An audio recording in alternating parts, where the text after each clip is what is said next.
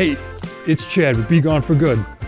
Today, we're going to be talking about 3 things you need, must-have items to camp comfortably and warm.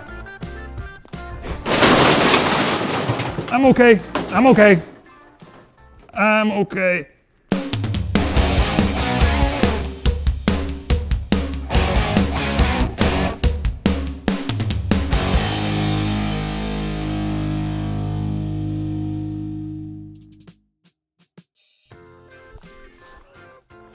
All right, I'm gonna go through my 3 ways, must-have items to be able to camp comfortably and warm while you're out on the trail, especially motorcycle camping. But first, I wanted to get to just a couple of announcements that I think are really pretty spectacular.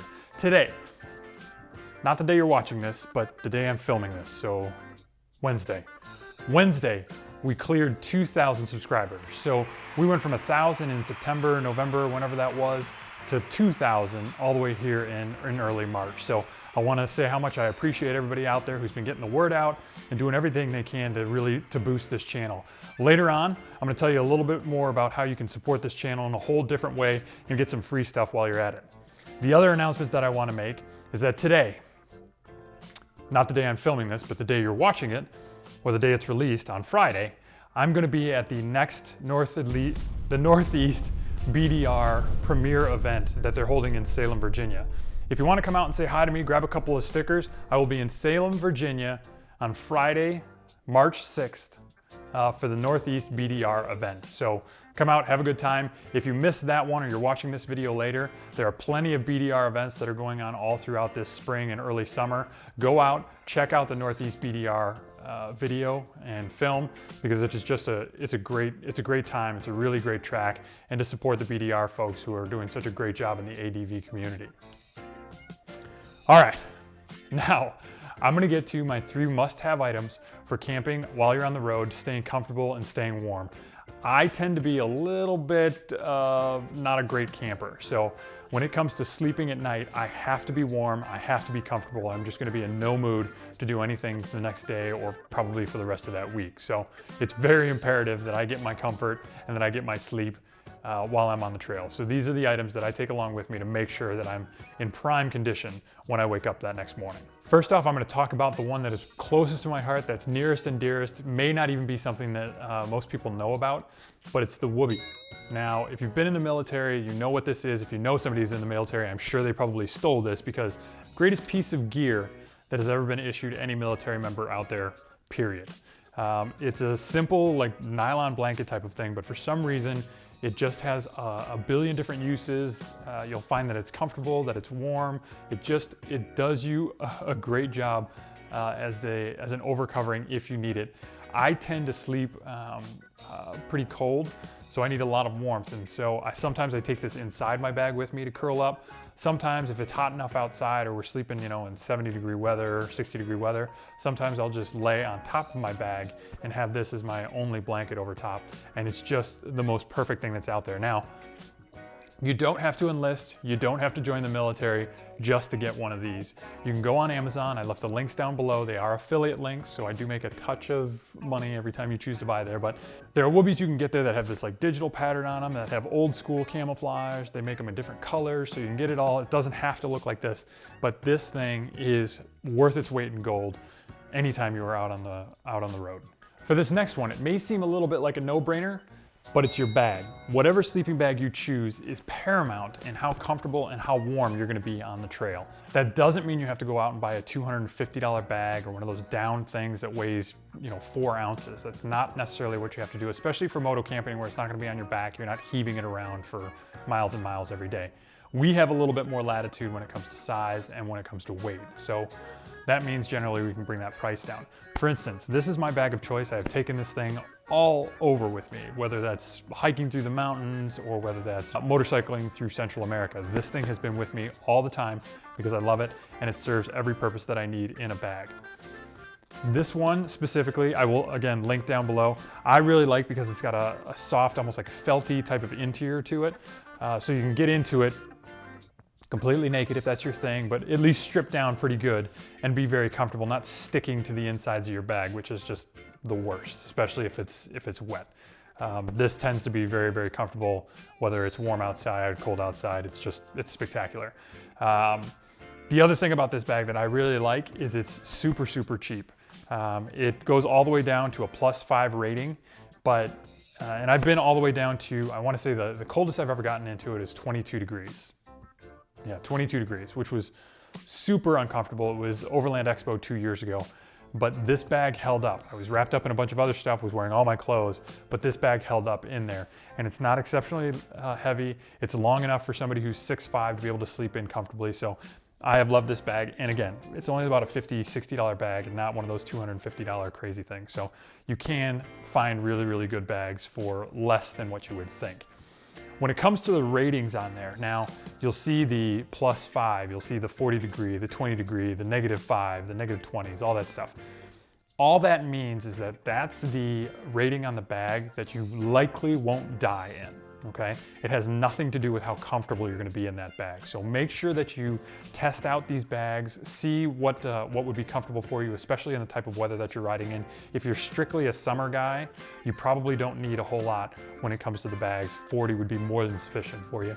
If you go through 3 seasons or even 4 seasons, you're gonna want that bag rating to drop a little bit lower.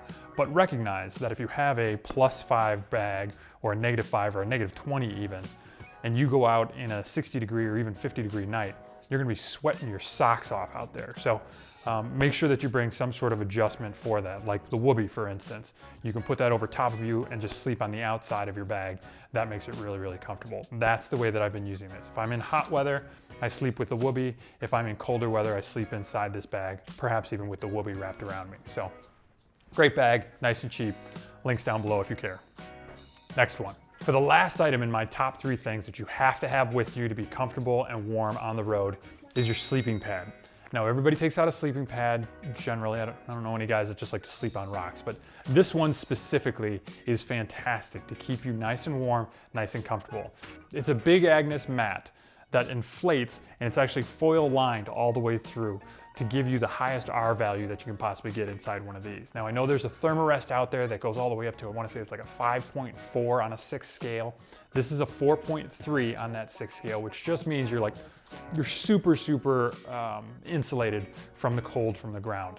It's easy to blow up. It comes down to something very, very small. As you can see, this isn't a whole lot to throw in your bag.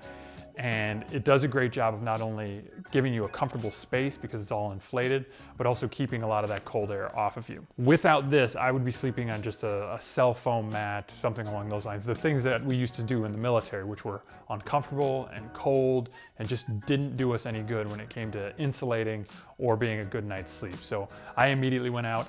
These are a little bit expensive. Again, I'll link down below to the latest one. You can't get this one anymore, but the latest one that's just like this, I want to say it's like 150, maybe $115, something like that.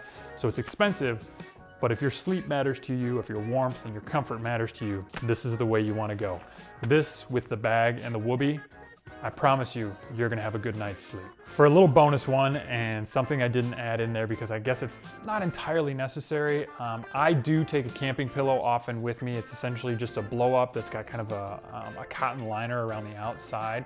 But if I don't want to take that, and often if I want to be just a little bit more comfortable, what I'll do is take a sweatshirt just like this. You see I'm dressed a little bit informal today. This is the sweatshirt that I would wear through the campsite. And then when it came time to sleep and I went down to my t-shirt and underwear, I would take this off, roll it up into the hood, and actually sleep on that. It's a nice cotton hood. It's super, super soft, super cushy, so you can sleep in it. It's also got enough weight that you don't kind of like lose it in the middle of the night somewhere in the tent. So you can kind of find it'll sit right there on your sleeping bag or on your mat and stay where you want it to. It is a perfect way to get kind of a dual use if you're worried about space. Not that camping pillows generally fold down to about this size, so it's not a big deal, but I've already got the sweatshirt with me.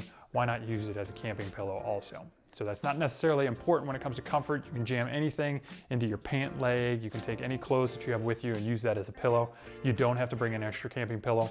Often, whatever the softest item of clothing, we wear fleeces everywhere. We've got fleece jackets underneath our outside jackets, especially if you're riding in the cold. Just jam some clothes in there and you've got a really nice sleep pillow while you're out on the trail. All right, those are my 3 best must-have items to take with you on the trail to make sure that you're sleeping warm, sleeping comfortable, and that you can wake up that next morning raring and ready to go to get back on the trail and have another just crazy day. I know that we did a lot of this out in Utah. We were camping all the time, and if it wasn't for the fact that I could recoup every night with a really good sleep, even if it was cold outside, I don't know if I would have made it through that trip. It's just so important to get good sleep, and these are items that can get you there. I told you I would tell you a new way that you can support the channel. I'm really excited about this. Don't feel like you have to do this in any way, but I just wanted to offer this out to a lot of our loyal followers that are already out there. I built a Patreon page. What Patreon does is allows you to go in and put in like a monthly subscription, and that gets you kind of behind the scenes work with Be Gone for Good. It'll get you updates and kind of early releases. It might also get you some swag if you want some stickers or a t-shirt or coasters, all sorts of other stuff that we've got that you can be delivered there. You support the channel as little as $3 a month, and it allows you to get access to all this other additional material that we're gonna be putting out. So if it sounds like something that's good for you, definitely check out the page. It's linked down below. If you have any questions, let me know, but it's all pretty self-explanatory and can bring you a little bit closer to the Be Gone for Good family. So if you're interested, great. If not, thank you very much for watching the channel. If you like the type of stuff you're seeing here, all about adventure motorcycling, we're gonna be doing a lot more of these like tips and tutorial type of things, the way that I ride, the gear that I ride with, just so we can get that out to you. The summer riding season is coming. Everybody's gonna start cracking their bikes out shortly, so we're gonna get as many of those videos out as we can, as quickly as we can. So thank you for watching. If you're interested in this type of stuff, subscribe below, hit that bell, hit that thumbs up, let me know that you like it. If you got any of this stuff on your bike or there's anything that I missed, leave a comment also. I'm running out of breath. Thank you so much. We'll see you in the next one.